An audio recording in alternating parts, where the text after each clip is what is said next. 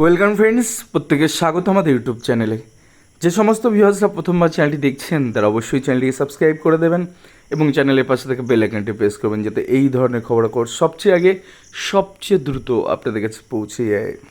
তো আজকে যে বিষয় নিয়ে আলোচনা করব সেটা আপনারা বুঝতেই পারছেন যে স্কুল সার্ভিস কমিশনের যে 26,000 চাকরি বাতিল মামলা পুষ্টিকরণ হয়েছিল, যেগুলো বাতিল হয়েছে সুপ্রিম কোর্টে অ্যাপেক্স করে, তার পরবর্তী ক্ষেত্রে মুখ্যমন্ত্রী প্রেস কনফারেন্স করে নবান্ন থেকে আজকে বেশ কিছু জিনিস জানিয়েছেন এবং কার্যত গেজেটটাই তিনি পড়ে শোনাচ্ছিলেন।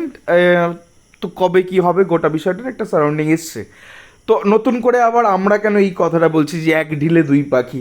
এবং আরও একটা বিষয় আপনাদের বলি, এই যে নতুন এসএলএসটি এবং আরএলএসটি যেটা আছে এটাতে কিন্তু অতিরিক্ত শূন্যপদ অ্যাড করা হয়েছে এবং সেই সংখ্যাটা 44,203 সংখ্যাটা দাঁড়িয়েছে এবং নতুনরা একদম ক্লিয়ারলি বলছে সুযোগ পাচ্ছে। তার কারণ এক ডিলে দুই পাখি। পশ্চিমবঙ্গে আপনারা জানেন 2016 সালের পর থেকে 25 সালের মধ্যে কোনো স্কুল সার্ভিস কমিশনের পরীক্ষা অর্থাৎ কোনো এসএলএসটি কন্ডাক্টর নেই, কোনো আরএলএসটি কন্ডাক্টর নেই। তো সেই জায়গা থেকে এক ঢিলে দুই পাখি মারলেন মমতা বন্দ্যোপাধ্যায়, মাননীয় মুখ্যমন্ত্রী। কী কী আছে গোটা বিষয়টা শেষ পর্যন্ত দেখবেন, ক্লিয়ার হয়ে যাবে। শুধুমাত্র এই রেসপেক্টে ভাষা ভাষা খবর নয়, একদম ভিতর পর্যন্ত এমন জিনিস আপনাদের সামনে তুলে ধরেছে এই ভিডিওতে, যাতে করে আপনাদের মনে সমস্ত ডাউট ক্লিয়ার হয়ে যাবে। দেখুন, সেকেন্ড এসএলএসটি এবং ফোর্থ আরএলএসটি, হয়তো নিয়োগ বিজ্ঞপ্তিতে এই দুটো শব্দ পাবেন। এসএলএসটি মানে স্টেট লেভেল সিলেকশন টেস্ট, আরএলএসটি মানে রিজনাল লেভেল সিলেকশন টেস্ট। গোটা বিষয়টা নিয়ে আমরা খুঁটিনাটি আলোচনা করব। মাননীয় মুখ্যমন্ত্রী মমতা বন্দ্যোপাধ্যায়ের তার বক্তব্যের পর, তার প্রেস বিবৃতির পর যেটা সামনে আসে সেটা হচ্ছে 30শে মে, অর্থাৎ ঠিক দুদিন পরে 3 দিনের দিন 30শে মে 2025 তারিখে এই বিজ্ঞপ্তি প্রকাশিত হবে এবং দুটো আলাদা সেক্টর, আরএলএসটির বিজ্ঞপ্তি আলাদা এবং এসএলএসটির বিজ্ঞপ্তি আলাদা করেই বেরোবে। আবেদন করা যাবে 16 জুন থেকে 14 জুলাই পর্যন্ত। এই সময় কিন্তু দুটোই পাশাপাশি, অর্থাৎ আরএলএসটি এবং এসএলএসটি দুটোই কিন্তু এই ফর্ম ফিল আপটা চলবে, অর্থাৎ আবেদনপত্র বা অ্যাপ্লিকেশন কালেক্ট করা হবে সমস্ত অনলাইন বেসিসে। তার ফিস স্ট্রাকচারও আলাদা আলাদা আলাদা আছে, সেটাও জানিয়ে দেবো। পরীক্ষা নিয়ে কোনো কিছু বলা হয়নি, তবে আমাদের হিসাবে ক্যালকুলেশনে যেটা দাঁড়াচ্ছে যে সম্ভাব্য পরীক্ষা সেপ্টেম্বর মাসে হতে পারে, হয় কিছুটা আগে হয় কিছুটা পরে, বা সেপ্টেম্বর মাসে গোটা পরীক্ষাটা হয়তো ইনিশিয়েট হবে। কারণ মেধা তালিকা প্রকাশ বা রেজাল্ট প্রকাশ হচ্ছে 19শে নভেম্বর। তার আগে কিন্তু সমস্ত জিনিসগুলো ক্রাইটেরিয়া করতে হবে। গ্রুপ সিটির ক্ষেত্রে ইন্টারভিউ আছে, ক্লার্কের ক্ষেত্রে টাইপ টেস্ট এবং পিটি রয়েছে, আবার এদের ক্ষেত্রে ইন্টারভিউ রয়েছে 9, 10, 11, 12 ক্ষেত্রে। তো গোটা বিষয়টাই কিন্তু করেই কিন্তু একটা মেধা তালিকা প্রকাশ হবে 15 নভেম্বর। কাউন্সিলিং প্রক্রিয়া শুরু, অর্থাৎ স্কুল যে চয়েসের যে ব্যাপারটা, পছন্দের স্কুল চয়েস, সেটা কিন্তু 20 নভেম্বর।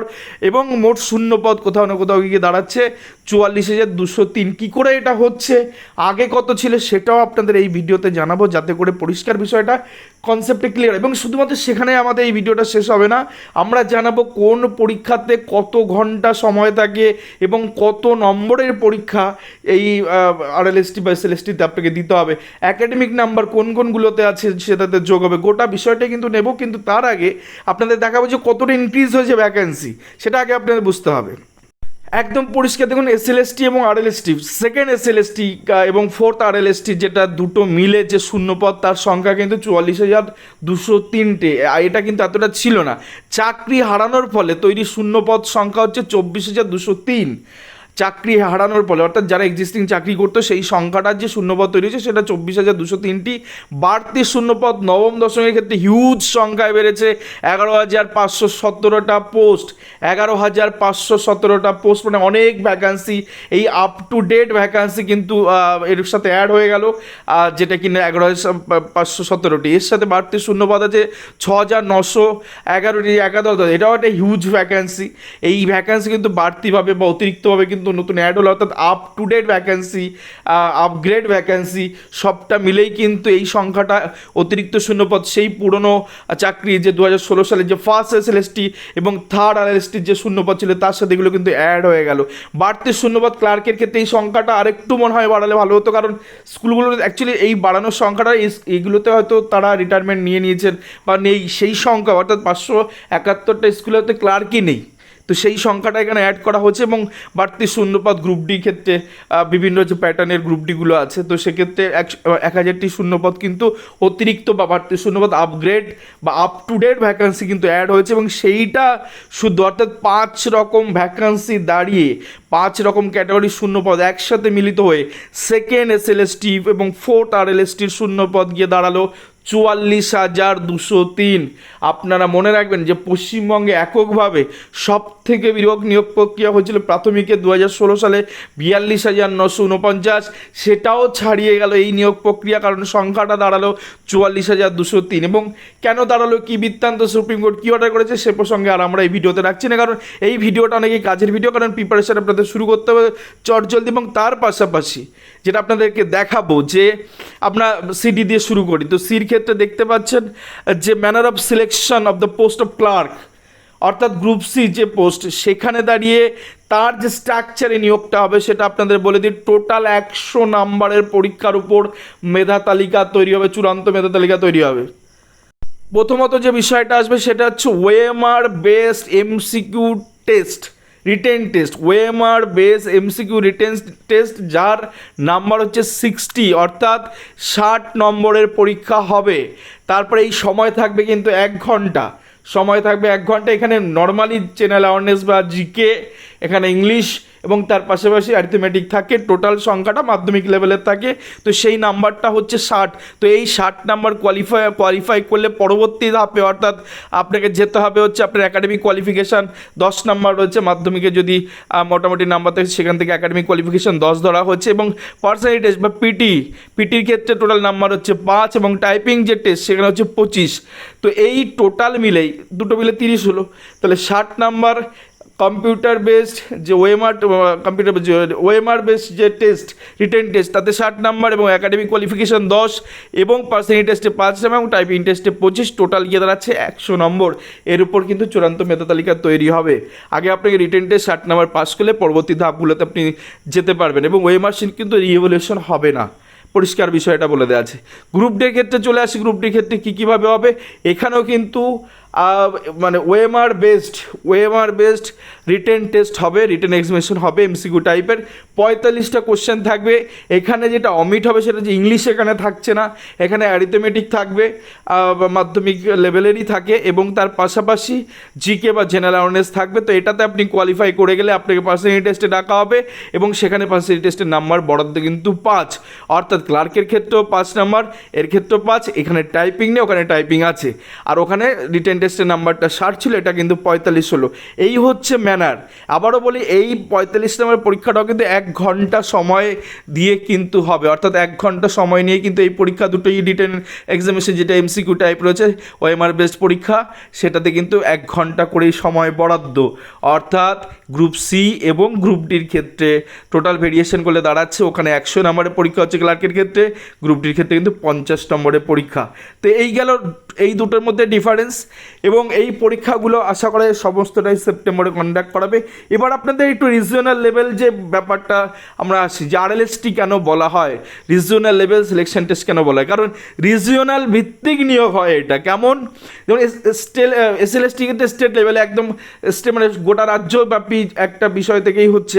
তো এক্ষেত্রে কিন্তু রিজিওনাল, আপনাকে যখন আপনি চুজ করবেন যে কোথায় আপনি পোস্টিং নেবেন বা কোথায় আপনি ফর্ম অ্যাপ্লিকেশন করছেন, আবেদনপত্র দিচ্ছেন, সেটা কিন্তু রিজিয়নের ভিত্তিক হয়। Eastern region, Northern region, southern, western, south eastern region. তো প্রত্যেকটা ক্ষেত্রে ক্লার্কের ক্ষেত্রে দেখুন ভ্যাকান্সি কতবার একটা দেওয়া রয়েছিল, আর গ্রুপ ডির ক্ষেত্রেও কিন্তু দেওয়া ছিল। গতবার 1707 ভ্যাকান্সি ছিল, সেটা অনেকটা ইনক্রিজ করা হয়েছে বেশ খানিকটা, এবং গ্রুপ ডির ক্ষেত্রে প্রায় 1000 বেড়ে গেছে। তো টোটাল দেখুন রিজনের ভিত্তিক এভাবে দেওয়া আছে, এবং নিচে দেখুন পরিষ্কার লেখা আছে এক্সামিনেশন এখানে the third regional level selection test 2016, যদি সেটা থার্ড হতো 2025 এটা ফোর্থ হয়ে গেল। এবং নাম্বার দেখুন 60, এমসিকিউ টাইপ অর্থাৎ মাল্টিপল চয়েস কোশ্চেন থাকছে 60 নাম্বার, এবং এক নাম্বার করে প্রত্যেকটা কোশ্চেন থাকছে, এবং কোনো নেগেটিভ মার্কিং নেই, এবং 1 ঘন্টা সময় এখানে বরাদ্দ, 1 ঘন্টা সময় বরাদ্দ। এটা কিসের ক্ষেত্রে না, এটা ক্লার্কের ক্ষেত্রে। আর যদি গ্রুপ ডির ক্ষেত্রে চলে আসেন আপনারা দেখবেন 45টা কোশ্চেন রয়েছে, 1 নাম্বার করে কোনো নেগেটিভ মার্কিং নেই, এবং এটার জন্য কিন্তু 1 নাম্বার অর্থাৎ 1 ঘন্টা সময় বরাদ্দ। অর্থাৎ 1 ঘন্টা সময়ের মধ্যে ক্লার্কের ক্ষেত্রে 60 নাম্বারের পরীক্ষা এন্টায়ারটা শেষ করতে হচ্ছে, এবং গ্রুপ ডি ক্ষেত্রে 45টা শেষ করতে হচ্ছে। ডিফারেন্স এটুকুই, ক্লার্কের ক্ষেত্রে ইংলিশটা আছে, ইংলিশ কম্পিটিশনটা আছে এবং গ্রুপ ডি ক্ষেত্রে কিন্তু ইংলিশটা নেই, বাকি এখানে জিকে বা জেনারেল অ্যাওয়ারনেস এবং তার পাশাপাশি অ্যারিথমেটিক থাকছে, আর ওখানেও কিন্তু সেই বিষয়টা থাকছে, তার সাথে ইংলিশটা থাকছে। এই দুটো হচ্ছে বেসিক ডিফারেন্স। তো এইটা গেল মোটামুটি ক্লার্ক এবং গ্রুপ ডি বিষয়টা, আশা করি গোটা বিষয়টা আপনাদের পরিষ্কার হয়ে গেছে। এবার চলে আসি আপনাদের, দেখুন যেটা আছে সেটা হচ্ছে 9, 10, 11, 12। 9, 10, 11, 12 এর ক্ষেত্রে কি টোটাল 100 নম্বরের পরীক্ষা এখানে বরাদ্দ, এবং শুধুমাত্র আপনারা অনেকটা জানলে অবাক হবেন, আপার প্রাইমারি যেটা ছিল না, আপার প্রাইমারি সেটাও কিন্তু ফার্স্ট এসএলএসটির মধ্যেই ছিল, এবং যেটা কিনে নিয়োগ হয়ে গেছে, এটা বাতিল হয়নি, যেটা দীর্ঘদিন আটকে ছিল কোর্টের চক্র, সেটা কিন্তু নিয়োগ হয়ে গেছে। আপার প্রাইমারি লেভেল, সে যাই হোক, এখানে সে বিষয়টা নিয়ে আমরা আসছি না। সেখানে এখানে যেটা বলা সেটা হচ্ছে ওয়ার্ক এডুকেশন, ফিজিক্যাল এডুকেশন যেটা থমকে আছে, তার পাশাপাশি এখানে অনার্স লেভেল এবং পিজি লেভেল দুটো এখানে রয়েছে। তো যাই হোক, যেটা আপনাদের এখান থেকে বোঝেন, manner of selection assistant teacher honours এবং পিজির ক্ষেত্রে আপনারা দেখতে পাচ্ছেন, এবং তার সাথে ফিজিক্যাল এডুকেশন এবং ওয়ার্ক এডুকেশনের টিচারের ক্ষেত্রে পরিষ্কার যেটা আছে, রিটার্ন এক্সামিনেশন 55 নম্বর, এক এক করে থাকে, একাডেমিক 35 এবং তার সাথে পার্সেন্টেজ 10 নম্বর, টোটাল 100 নম্বরের পরীক্ষা। এবার যদি আপনাদের টোটালটা দেখাই যে কোথায় কত শূন্য পদ ছিল, তো অনার্স পিজির ক্ষেত্রে 15,937, যেটা অনেকটাই ইনক্রিজ করা হয়েছে, কারণ 11,000 তো শুধু 9, 10 ক্ষেত্রে ইনক্রিজ করা হচ্ছে, আর 11, 12 ক্ষেত্রে বেশ খানিকটা ইনক্রিজ করা হচ্ছে।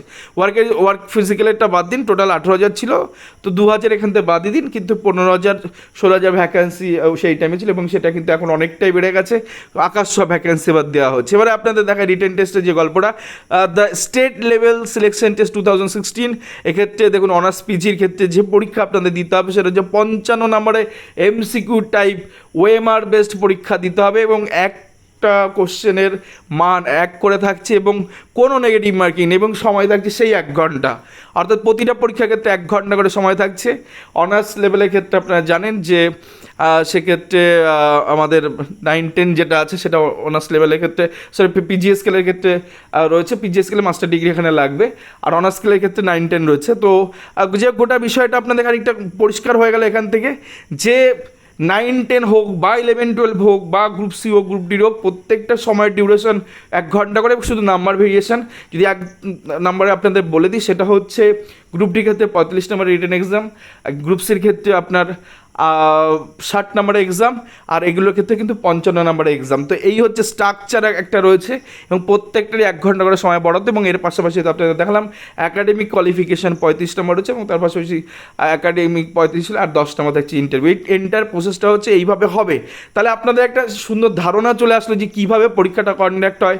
আমরা বিস্তারিত বিষয় আরও প্রতিটা জিনিস ধরে ধরে আমরা আমাদের চ্যানেলে ভিডিও তৈরি করব, এবং ডেসক্রিপশানে একটা লিঙ্ক আমরা রেখেছি, যারা শুধুমাত্র গ্রুপ সি এবং গ্রুপ ডির ক্ষেত্রে প্রস্তুতি যারা ছাড়তে চাইছেন, যেন একটা গুছিয়ে কোথাও একটা প্রস্তুতি দরকার, পুরনো জিনিস ভুলে গেছেন, মনে নেই, সেইভাবে আপনারা চর্চা করতে পারছেন না, বা এই এত শর্ট টাইমে কী করে করবেন। তো আমরা একটা মাস্টার প্ল্যান রেডি করেছি, যেখানে আমরা এন্টার এই যে কটা দিন আমাদের হাতে সময় আছে, তার একটা প্রি প্ল্যান আমরা সাজিয়ে নিয়েছি, এবং কোন দিন কতটুকু পড়বেন, কি পড়বেন, সেটা নিয়ে একটা সুন্দর পরিকল্পনা আমরা রেখে দিয়েছি। এবং আমরা আমাদের এইখানে আমরা অনলাইন গোটা ওয়েস্ট বেঙ্গলের যে সমস্ত চাকরিহারা প্রার্থী বা চাকরির জন্য যারা প্রস্তুতি নিতে চাইছেন এইটার জন্য, তারা কিন্তু সরাসরি আমাদের এই নিচের ডেসক্রিপশানে চলে যান, মোড় বলে একটা অপশান আছে, ক্লিক করুন, দেখুন ডেসক্রিপশানে একটা লিঙ্ক দেওয়া আছে, হোয়াটসঅ্যাপ গ্রুপের লিঙ্ক, সেই লিঙ্কে সরাসরি যুক্ত হয়ে যান। সেখানে আমরা ফার্দার আপডেট জানাবো। আমাদের অনলাইন ব্যাচও খুব দ্রুত আমরা শুরু করতে চলেছি, এবং এর পাশাপাশি গোটা বিষয়টা প্রত্যেকটা জিনিস খুঁটিনাটি আমরা আলোচনা করব, একদম ধারাবাহিকভাবে ক্লাসগুলো আমরা করাবো, এবং প্রত্যেকেই ধরে ধরে করবো, যাতে করে কোনো কিছু বাকি না থাকে।